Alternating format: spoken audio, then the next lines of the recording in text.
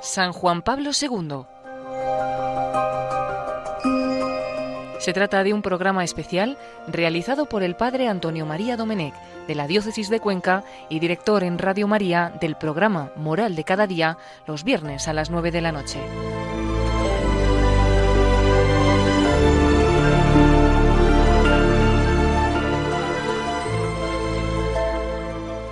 Abrid las puertas a Cristo, no tengáis miedo, abrid vuestro corazón al amor de Dios.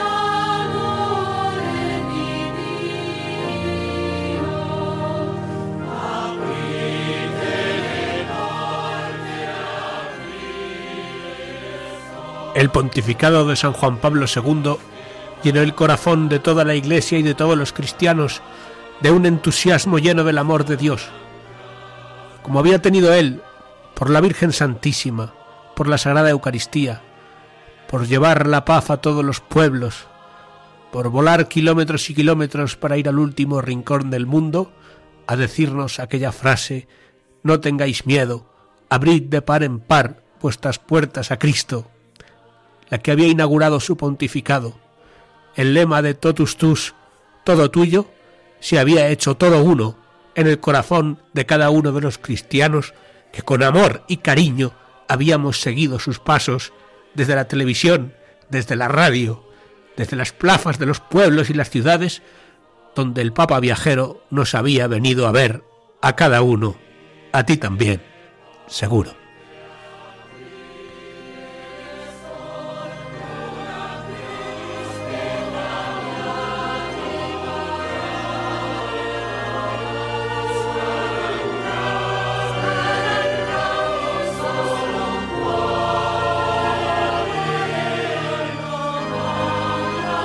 En la plaza de San Pedro del Vaticano, aquel 1 de mayo de 2011, fiesta de la Divina Misericordia, fiesta impulsada por él. Benedicto XVI lo proclamaba beato, el Papa Francisco lo proclamaría santo un día 27 de abril, también fiesta de la Divina Misericordia, también domingo, junto a San Juan XXIII.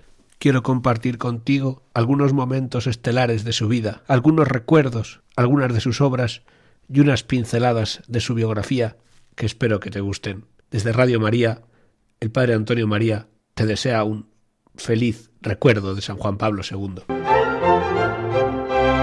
Annuncio vobis gaudium magnum. Habemus papam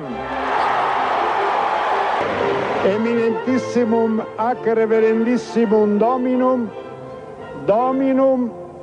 Carolum, Sancte Romane Ecclesiae, Cardinalem Wojtyła.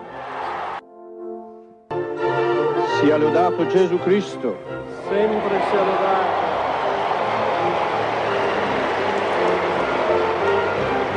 Carissimi fratelli e sorelle, siamo ancora tutti addolorati dopo la morte dell'amatissimo Papa Giovanni Paolo I.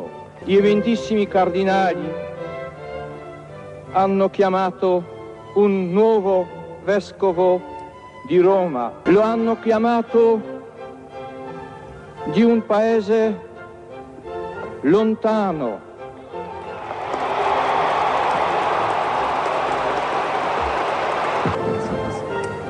lontano ma sempre così vicino per la comunione nella fede e nella tradizione cristiana.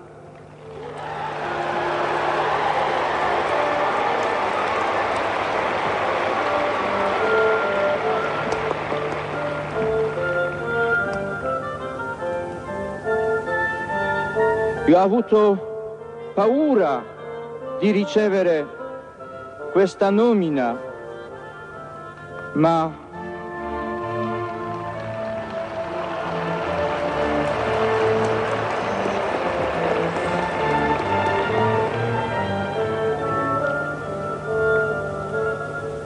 ho fatto nel spirito dell'ubbidienza verso il nostro Signore e nella fiducia totale alla sua madre, Madonna Santissima. Potrei bene spiegarmi nella la nostra lingua italiana. Se mi sbaglio,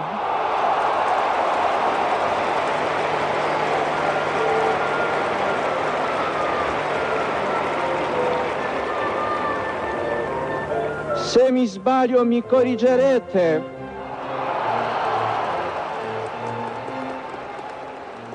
Con esa humildad, con ese recuerdo a la Virgen Santísima, comenzaba el pontificado uno de los papas más grandes de la historia. 26 años iba a estar al frente de la barca de Pedro, 26 años para atar en el cielo lo que se atara en la tierra y para desatarlo también, como había dicho el Divino Maestro San Pedro. En ese primer sermón del día 22 de octubre de 1978 decía el Papa: el Concilio Vaticano II nos ha recordado el misterio de esta potestad y el hecho de que la misión de Cristo, sacerdote, profeta, maestro, rey, continúa en la Iglesia. Todo el pueblo de Dios participa de esta triple misión. Y quizás en el pasado se colocaba sobre la cabeza del Papa la tiara, esa triple corona, para expresar por medio de tal símbolo el designio del Señor sobre su Iglesia, es decir, que todo el orden jerárquico de la Iglesia de Cristo, toda su sagrada potestad ejercitada en ella, no es otra cosa que el servicio que tiene un objetivo único, que todo el pueblo de Dios participe en esta triple misión de Cristo y permanezca siempre bajo la potestad del Señor, la cual tiene su origen no en los poderes de este mundo, sino en el Padre Celestial y en el misterio de la cruz y de la resurrección. La potestad absoluta y también dulce y suave del Señor responde a lo más profundo del hombre, a sus más elevadas aspiraciones de inteligencia, de voluntad y del corazón. Esta potestad no habla con un lenguaje de fuerza, sino que se expresa en la caridad y en la verdad. El nuevo sucesor de Pedro en la sede de Roma eleva hoy una oración fervorosa, humilde y confiada. Oh Cristo, haz que yo me convierta en servidor, y lo sea, de tu única potestad, servidor de tu dulce potestad, servidor de tu potestad que no conoce ocaso. Haz que yo sea un siervo, más aún, siervo de tus siervos. Hermanos y hermanas, no tengáis miedo de acoger a Cristo y de aceptar su potestad. Ayudad al Papa y a todos los que quieren servir a Cristo y con la potestad de Cristo servir al hombre y a la humanidad entera. No temáis, abrid, más todavía, abrid de par en par las puertas a Cristo. En estos días en que la Iglesia sufre, en este tiempo en que el Papa nos ha pedido nuestra oración por la Iglesia y por Él, es un buen momento para pedirle al Señor y a San Juan Pablo II, por la Iglesia Santa, Católica y Apostólica, por su vicario, el Papa Francisco, y por todos aquellos, como decía el Santo Padre, que quieren servir al hombre y a la humanidad entera con la potestad de Cristo. Karol Wojtyła nació un día 18 de mayo, en Wadowice, cerca de Cracovia. Era el segundo hijo de Karol y de Emilia. Enseguida murió su madre, y también su hermano mayor. El día 1 de septiembre de 1939, Karol ayudaba a misa en la catedral de Babel, en el momento en que los alemanes comenzaron a bombardear la ciudad. Hasta 1944 se preparó en la clandestinidad para la ordenación sacerdotal. El día 17 de enero de 1945, el Ejército Rojo liberó la ciudad de Cracovia, y Karol pudo ser ordenado sacerdote en noviembre del año siguiente, enviándolo a los superiores a estudiar a Roma para completar su formación teológica. Defendió su tesis doctoral sobre San Juan de la Cruz, motivo por el cual quiso estudiar español, y fue destinado primero en la diócesis de Tarnow como vicario al este de Cracovia y después en la parroquia de San Florián, la más importante de la ciudad. Allí conoció a una chica que salía del campo de concentración. Ella se llamaba Wanda, pero estaba destrozada. Anímicamente no podía soportar lo que había vivido, escuchado, sufrido en el campo de concentración. Y le recomendaron que fuera a ver al padre Carroll. Ella fue a buscarlo antes de misa, la confesó y después narra en su libro Diario de una amistad, de la editorial San Pablo, una reflexión que quiero que todos escuchemos. La iglesia, siempre sombría, a veces me parecía simplemente lúgubre. Tenía un gran crucifijo negro que me atraía. Cuando estaba en aquella iglesia, siempre me ponía delante de aquel crucifijo, al lado de la entrada lateral que solía ser utilizada, y precisamente me encontraba arrodillada junto a aquella entrada cuando entró, vestido con un gabán verde, el padre Carroll Wojtyla. Después de permanecer un rato arrodillado delante de aquel crucifijo, se dirigió a la capilla lateral, la de la Virgen de Ostra Brahma. Le seguía al confesionario, como atraída por un imán. Hoy pienso que mis pasos estuvieron dirigidos desde arriba. Entonces estaba incluso un poco crispada conmigo misma por ir sin pensar, en cierto modo sin reflexión y resolución, incluso sin estar preparada para la confesión.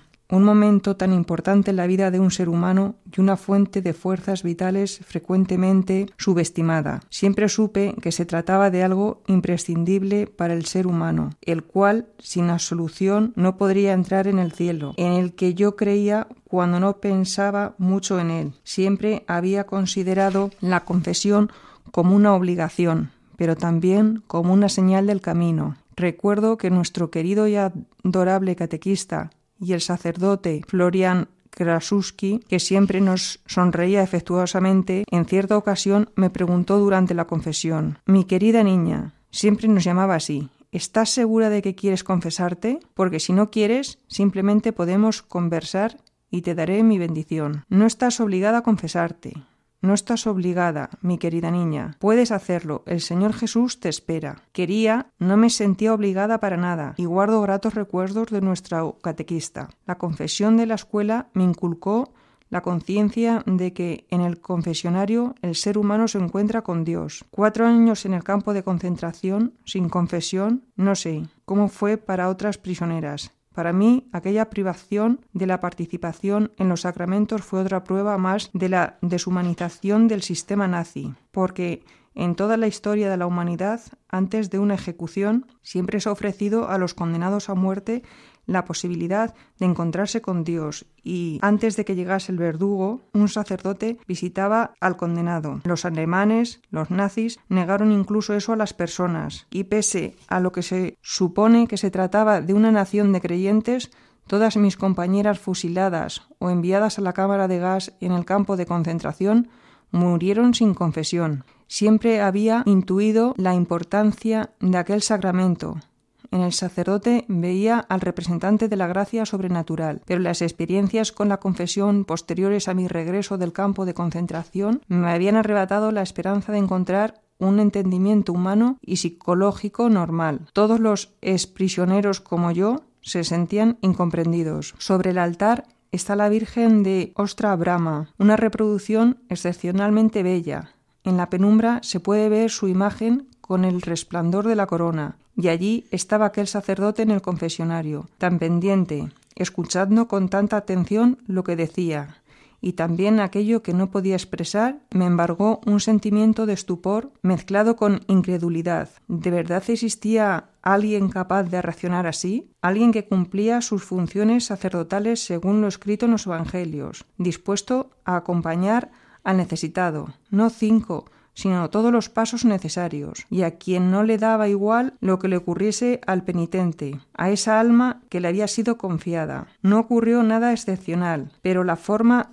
de comportarse, el tono y el contenido de lo que dijo, todo ello dio en el blanco de lo que era importante para mí. Inmediatamente estuve segura, porque él me entendía. Recuerdo que sentí un alivio increíble al saber que había alguien que me entendía, de alivio y paz.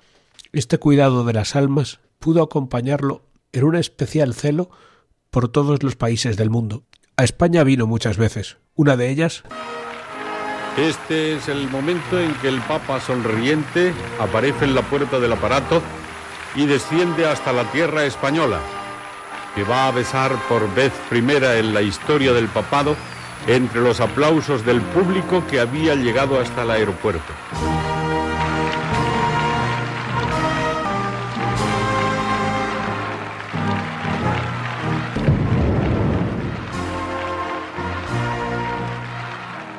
Que Dios bendiga a España.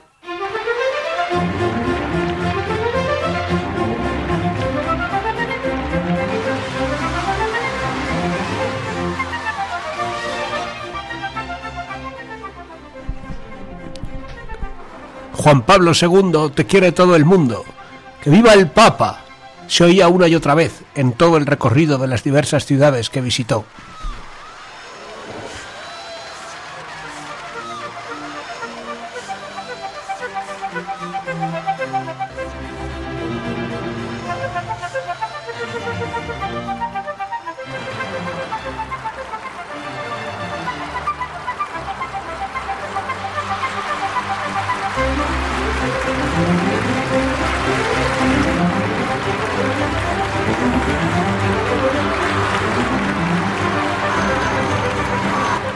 Muchas gracias a todos. El Papa quiere a todos los españoles.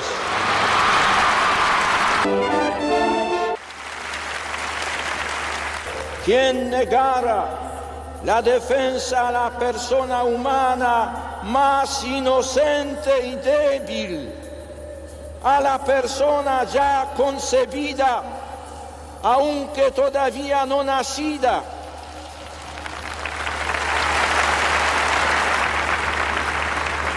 cometería una gravísima violación del orden moral. Nunca se puede legitimar la muerte de un inocente.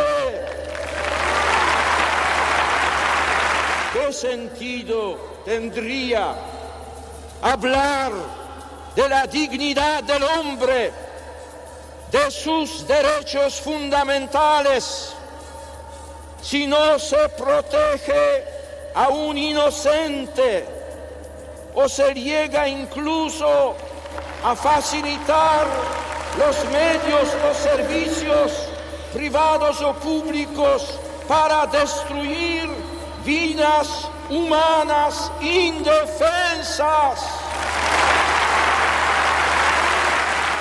Como podemos ver, llevamos muchos años en la Iglesia defendiendo al más inocente, al niño no nacido, desde que Juan Pablo II lo dijera en el Paseo de la Castellana hasta el mismo Papa Francisco, que acaba de decirlo una y otra vez, pero no escuchan.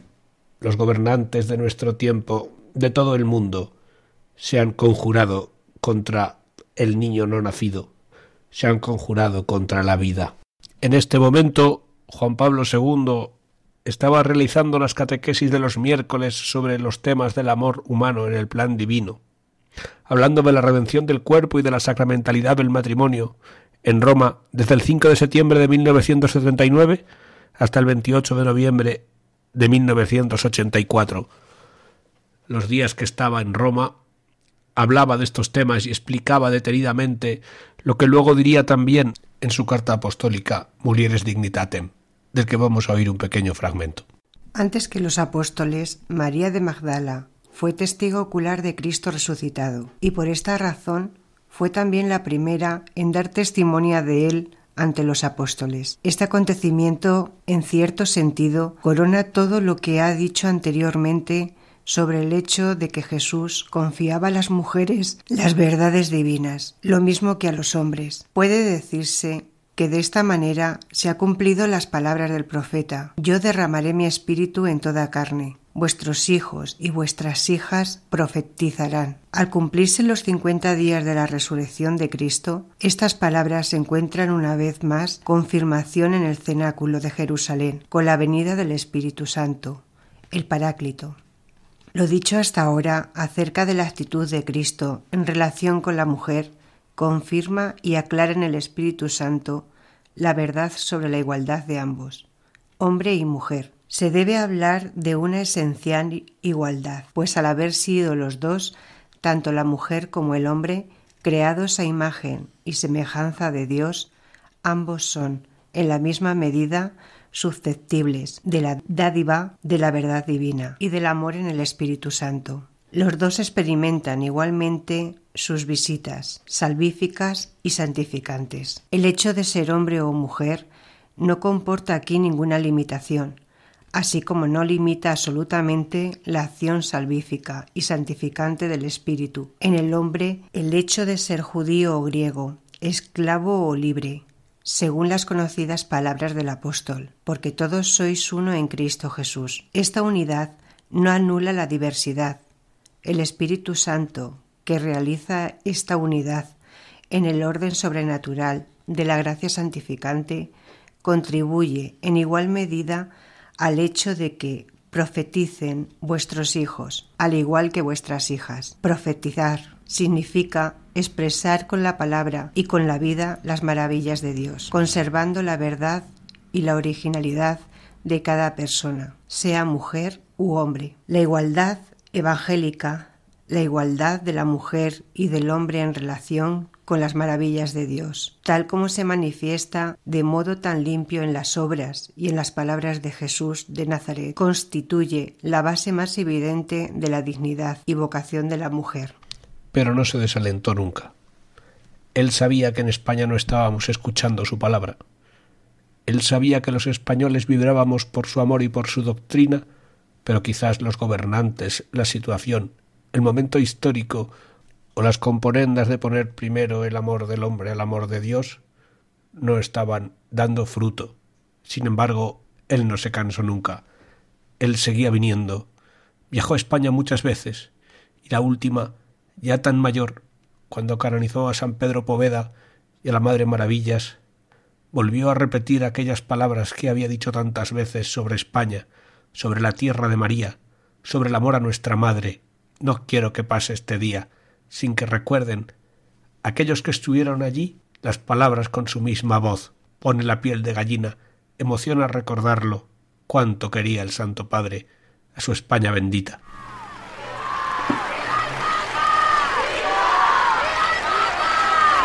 Hasta siempre España, hasta siempre tierra de María.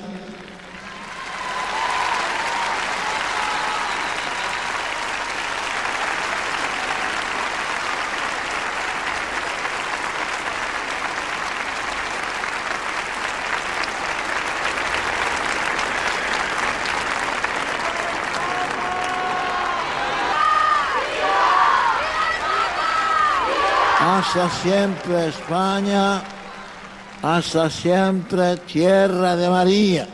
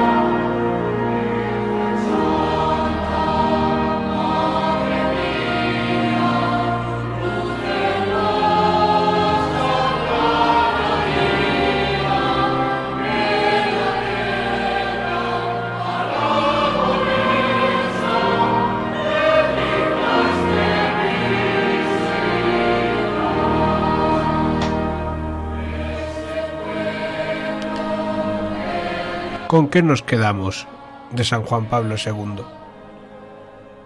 ¿Qué misterio? ¿Qué quería el Señor en su providencia amorosa? Que el pueblo español mantuviera de las numerosas visitas de San Juan Pablo II, entre la divina misericordia, la devoción de Santa Faustina Kowalska que canonizó él, y el amor a la Virgen, algo nos quiere decir a todos para que lo mantengamos vivo en el corazón y sepamos transmitirlo a los demás cuando hablamos de Cristo y de su Iglesia.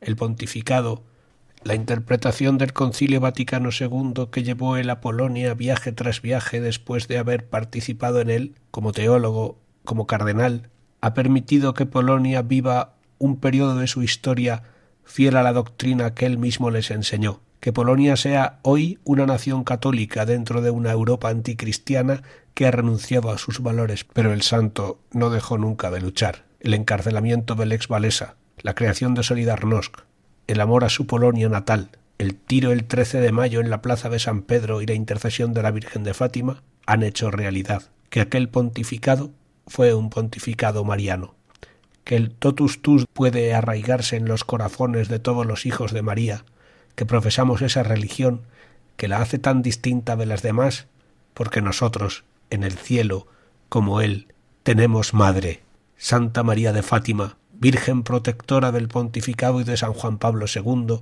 Nuestra Señora de Czestochowa, ruega por nosotros, ruega por España, ruega por tu Iglesia necesitada. Bajo tu amparo nos acogemos, Santa Madre de Dios.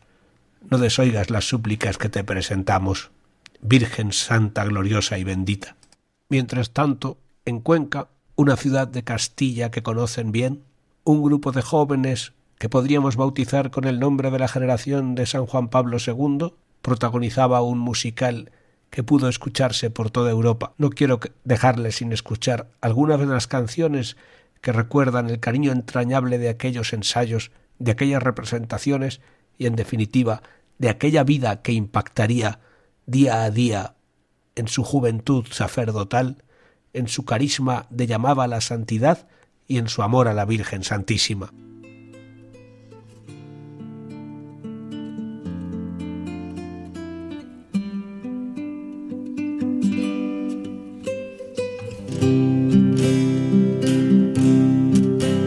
Es difícil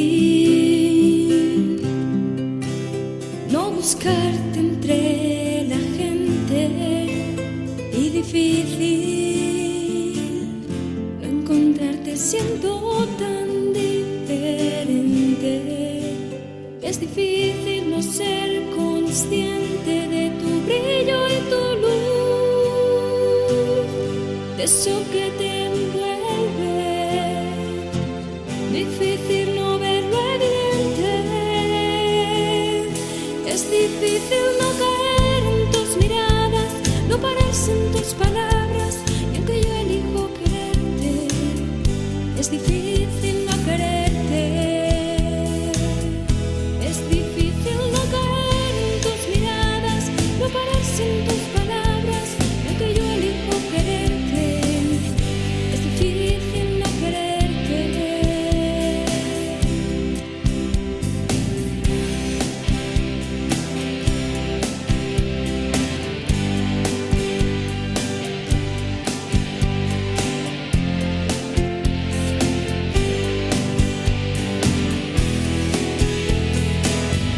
Es difícil no caer en tus miradas, no pararse en tus palabras, y aunque yo elijo quererte, es difícil no quererte. Es difícil no sentirte, tu energía es inmensa y tu fuerza atrayente. Es difícil no perderse. Es difícil no buscarte, no sentirte, no ser consciente. Es difícil no encontrarte. Es difícil no quererte. Es difícil no caer en sus miradas, no pararse en tus palabras, y aunque yo elijo quererte, es difícil no quererte. Es difícil no caer en tus miradas, no pararse en tus palabras, y aunque yo elijo quererte, es difícil no quererte.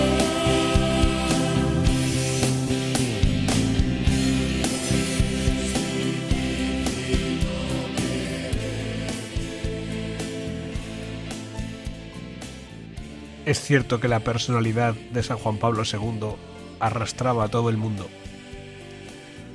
Recuerdo cuando anunciaron la beatificación, mi madre estaba muy malita y la llamé por teléfono y le dije: mamá, que me voy a Roma.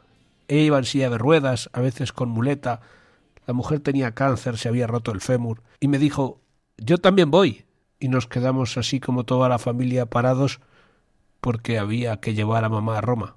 Gracias a eso pude ver la beatificación muy cerquita, rodeado de polacos por todas partes que habían venido a dar gracias a Dios por su santo, por el bien que había hecho a su tierra y a toda Europa. Voy ahora a leer algunos fragmentos de sus escritos más importantes, invitándoles a meditar sobre ellos, invitándoles a que de vez en cuando puedan coger los libros originales, no ya escuchar cosas del Papa, sino intentar leer aquello que escribió él.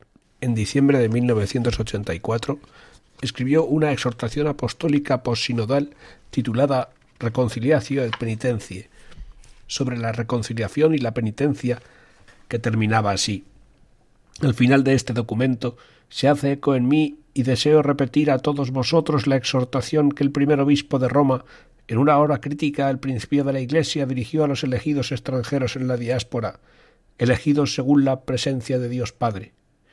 Todos tengan un mismo sentir, sean compasivos, fraternales, misericordiosos, humildes.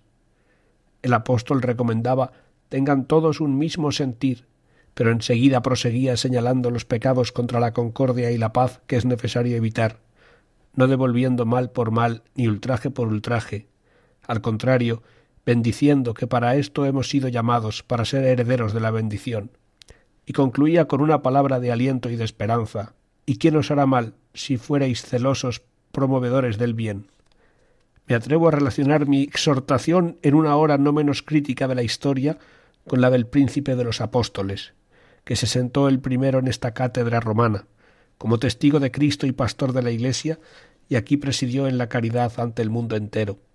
También yo, en comunión con los obispos sucesores de los apóstoles, y confortado por la reflexión colegial que muchos de ellos reunidos en el sínodo han dedicado a los temas y problemas de la reconciliación, he querido comunicaros con el mismo espíritu del pescador de Galilea todo lo que él decía a nuestros hermanos en la fe, lejanos en el tiempo pero muy unidos en el corazón. Tengan todos un mismo sentir, no devolviendo mal por mal, sean promovedores del bien, y añadía que mejor es padecer haciendo el bien si tal es la voluntad de Dios, que padecer haciendo el mal. Esta consigna está impregnada por las palabras que Pedro había escuchado del mismo Jesús y por conceptos que eran parte de su gozosa nueva: el nuevo mandamiento del amor mutuo, el deseo y el compromiso de unidad, las bienaventuranzas de la misericordia y de la paciencia en la persecución por la justicia, el devolver bien por mal, el perdón de las ofensas, el amor a los enemigos. En estas palabras y conceptos está la síntesis original y trascendente de la ética cristiana, o mejor y más profundamente, de la espiritualidad de la nueva alianza en Jesucristo. Confío al Padre rico en misericordia, confío al Hijo de Dios hecho hombre como nuestro Redentor y Reconciliador, confío al Espíritu Santo, fuente de unidad y de paz, esta llamada mía de Padre y Pastor a la penitencia y a la reconciliación. Que la Trinidad Santísima y Adorable haga germinar en la Iglesia y en el mundo la pequeña semilla que en esta hora deposito en la tierra generosa de tantos corazones humanos, para que, en un día no lejano, produzca copiosos frutos. Os invito a volver conmigo los ojos al corazón de Cristo, signo elocuente de la divina misericordia, propiciación por nuestros pecados, nuestra paz y reconciliación, para recibir el empuje interior, a fin de detestar el pecado y convertirse a Dios y encuentren en ella la benignidad divina que responde amorosamente al arrepentimiento humano. Os invito al mismo tiempo a dirigiros conmigo al corazón inmaculado de María, Madre de Jesús, en la que se realizó la reconciliación de Dios con la humanidad. Se realizó verdaderamente la obra de la reconciliación porque recibió de Dios la plenitud de la gracia en virtud del sacrificio redentor de Cristo. Verdaderamente, María se ha convertido en la aliada de Dios en virtud de su maternidad divina en la obra de la reconciliación. En las manos de esta Madre, cuyo fiat marcó el comienzo de la plenitud de los tiempos, en quien fue realizada por Cristo la reconciliación del hombre con Dios y en su corazón inmaculado, al cual he confiado repetidamente toda la humanidad, turbada por el pecado y maltrecha por tantas tensiones y conflictos, pongo ahora de modo especial esta intención, que por su intercesión la humanidad misma descubra y recorra el camino de la penitencia, el único que podrá conducirlo a la plena reconciliación. no sé si meditamos suficientemente el misterio de la reconciliación.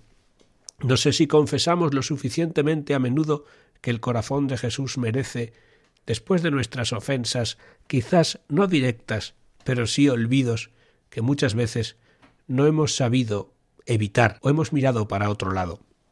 Quisiera contarles una experiencia del Museo del Prado. Muchas veces los niños no son conscientes de las ofensas que hacen al corazón de Jesús porque tampoco son grandes. Y de nada sirve que les digamos que lo coronan de espinas o lo flagelan porque no se sienten identificados. Allí en el Prado hay un cuadro muy grande, se llama La Caída, o también El Pasmo de Sicilia.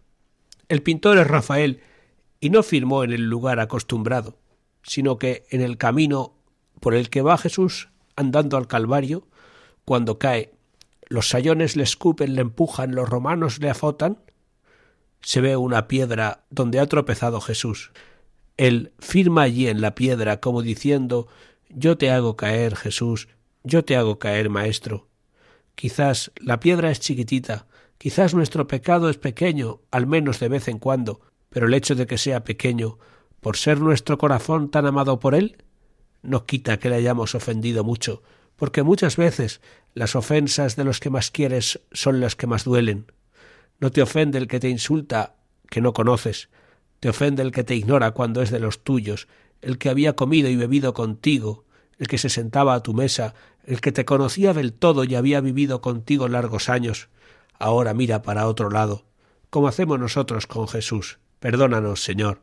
Perdónanos nuestros desaires, nuestro dejarte solo en el sagrario, nuestro pasar por al lado de una iglesia y no acordarnos de ti, y haz que las palabras de San Juan Pablo II en su exhortación apostólica sobre la confesión sirvan para que meditemos, para pedirle perdón al Señor, ponernos delante de un sacerdote y, como si fuera Cristo, hablarle de arrepentimiento y hablarle de nuestros males para que tu misericordia los convierta en bienes. Así sea. También les recomiendo las cartas a los sacerdotes que escribía los Jueves Santos. Aunque no lo sean, vale la pena que los lean para pedir esas virtudes de las que él hablaba para sus sacerdotes del alma, para los que les ayudaron, les administraron los sacramentos, los acompañaron, para que no sea cierto eso de que son como los puentes que se pasan, se pisan y se olvidan. Que el agradecimiento a cada sacerdote nos haga rezar por él a la Virgen Santísima para que sea fiel imitador de las virtudes del Santo Padre Juan Pablo II.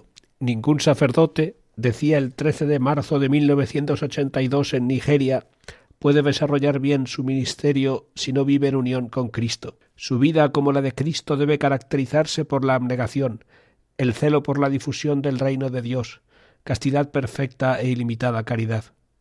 Todo esto es posible sólo cuando el sacerdote es una persona de oración y de devoción eucarística.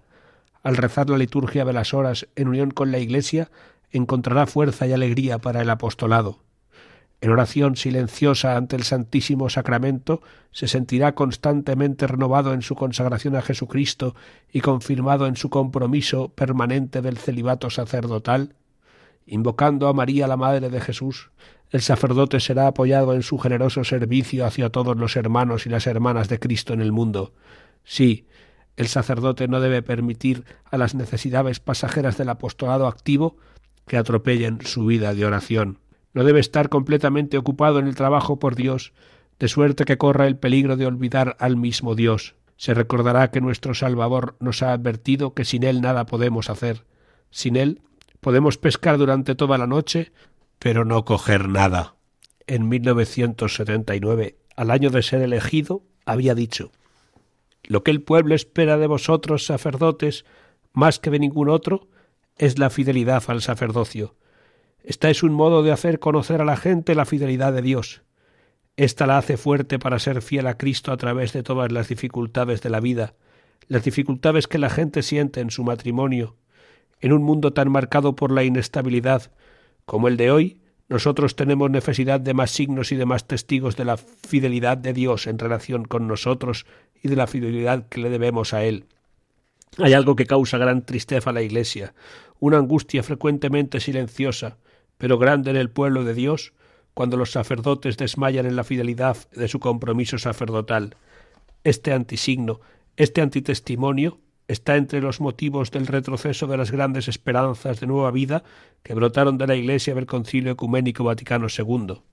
Por el contrario, el concilio ha aconsejado a los sacerdotes y a toda la Iglesia una oración más intensa y frecuente, porque se nos ha enseñado que sin Cristo no podemos hacer nada, y la fidelidad de la inmensa mayoría de los sacerdotes ha demostrado con claridad aún mayor y con un testimonio tanto más patente la fidelidad de la Iglesia a Dios y a Cristo, testigo fiel. El saludo con el que el sacerdote inicia la liturgia eucarística, la comunión del Espíritu Santo esté con todos vosotros, se convierte en su programa. El sacerdote es el portavoz y el transmisor de esta comunión. Por eso debe cultivar en sí mismo una actitud de fraternidad y de solidaridad. Debe aprender el arte de la colaboración, de la puesta en común de experiencias, de la ayuda recíproca. Como parte viva del presbiterio que se ciñe en torno al propio obispo, debe sentirse continuamente llamado a una proyección misionera a los que están lejos, hacia quienes todavía no forman parte del único redil. Así, el amor a la Virgen, el amor a la oración, el amor a la Eucaristía forman parte de las virtudes fundamentales de toda su vida.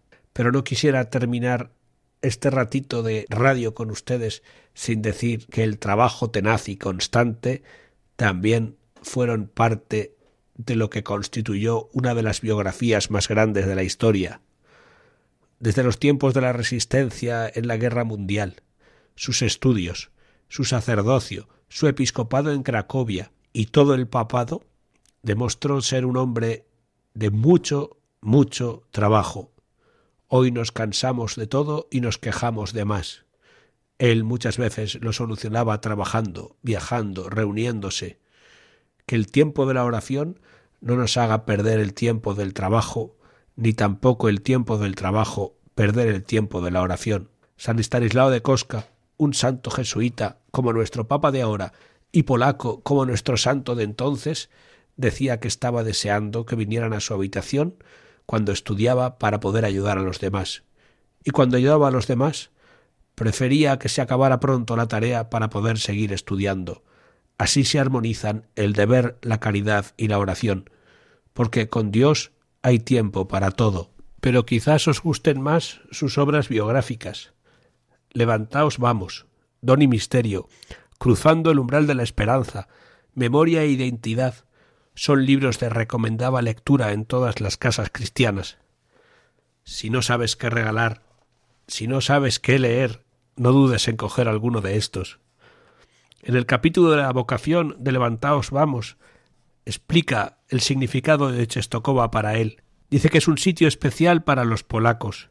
En cierto sentido, se identifica con Polonia y con su historia, sobre todo con la historia de las luchas por la independencia nacional. Aquí se encuentra el santuario de la nación, llamado Jasna Góra, Claromonte. Este nombre, que se refiere a la luz que disipa las tinieblas, adquirió un significado particular para los polacos que vivieran en los tiempos sombríos de las guerras, de los desmembramientos territoriales y de las ocupaciones. Todos sabían que la fuente de esta luz de esperanza era la presencia de María en su milagrosa imagen. Así sucedió, quizás por primera vez durante la invasión de los suecos, que pasó a la historia con el apelativo de diluvio. En aquellas circunstancias, algo significativo, el santuario se convirtió en una fortaleza que el invasor no logró conquistar. La nación consideró este hecho como una promesa de victoria. La fe en la protección de María dio a los polacos la fuerza para derrotar al invasor. Desde entonces, el santuario de Jasna Góra se ha convertido en cierto sentido en el baluarte de la fe, del espíritu, de la cultura y de todo lo que determina la identidad nacional. San Juan Pablo II nos muestra cómo el amor a la patria no está reñido en ningún caso con el cristianismo, con el amor a Dios, con el amor a la Santísima Virgen, y menos en una tierra como la nuestra, en la tierra de María. Pero San Juan Pablo II prefirió luchar por la cultura polaca que todos querían que desapareciera en los tiempos de las guerras mundiales que con los tanques y las bombas. Se dedicó al teatro, se dedicó a la literatura, estudió español y eso le permitió ir por todo el mundo hablando en todas las lenguas que sabía en su idioma original de la misericordia de Dios y del amor de la Virgen Santísima a todas partes, sin miedo, sin mirar en peligros, jugándose la vida y viajando horas y horas con la salud ya muy mermada. Y también destaca su interés por el ecumenismo. Quiso extender también por el pueblo de Israel el amor al nacimiento de Jesucristo en todos aquellos que le profesaron respeto y le custodiaron en sus viajes a Tierra Santa. En una ocasión le explicó el rabino de Roma lo que había ocurrido en Polonia. En tiempos de la guerra, una señora se acercó a otra y le dijo: «Mira, yo soy judía. Me van a coger enseguida los nazis. Te dejo aquí a mi hijo. Cuídalo, por favor». Se marchó y no lo volvió a ver.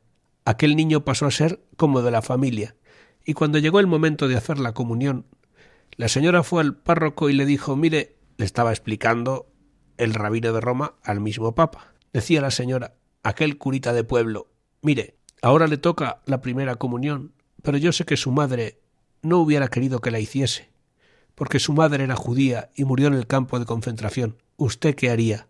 El párroco se quedó pensativo y le dijo: «Mira, si yo fuera tú, lo llevaría a la sinagoga como querría su madre». Aquella mujer le hizo caso. Y le digo un secreto, Santo Padre: aquel niño era yo y aquel párroco era usted. Qué hermosa historia en el encuentro de la primera vez que un papa pisaba la sinagoga de Roma. El gran rabino le estaba dando las gracias. Hoy podemos también rezar por todas aquellas personas que no conocen a Cristo, por aquellas personas que no pueden unirse a la Iglesia por el motivo histórico, político, social o antropológico, o quizás personal que lleve cada uno en su corazón.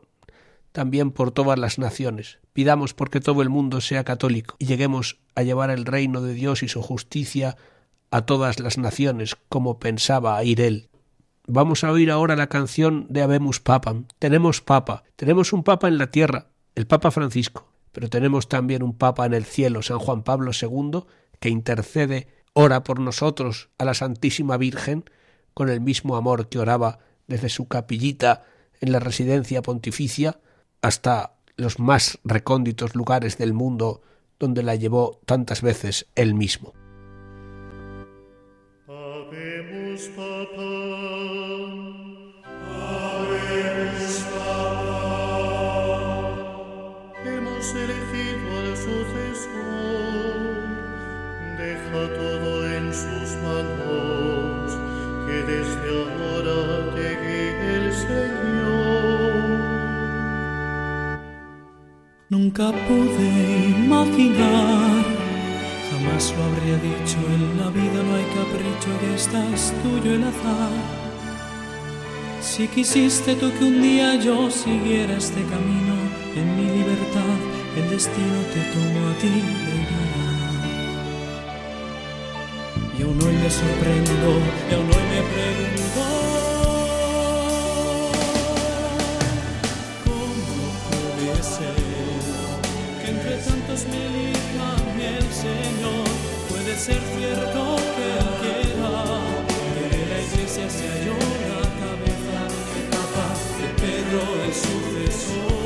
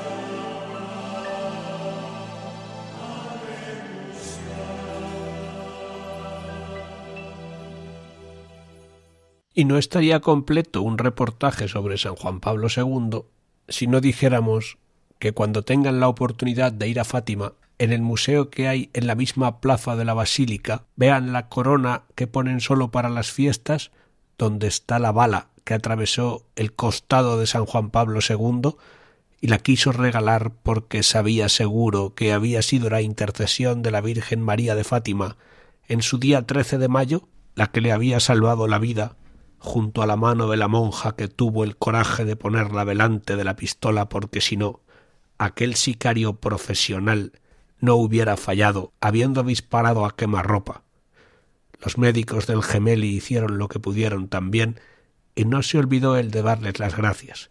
La oración de toda la Iglesia también acompañaría aquella súplica de la Madre Bendita que tanto quiso desde siempre. Terminemos levantando el corazón a Dios con esperanza para pedirle por esta Iglesia suya, para pedirle que el Santo Padre Juan Pablo II haya sacado los frutos en cada uno de nosotros como tú, Jesús dulcísimo, lo sacaste de él en cada momento de su vida y de su muerte. Yo no les voy a oír contestar, pero creo que es el momento. Juan Pablo II, te quiere todo el mundo. ¡Viva el Papa!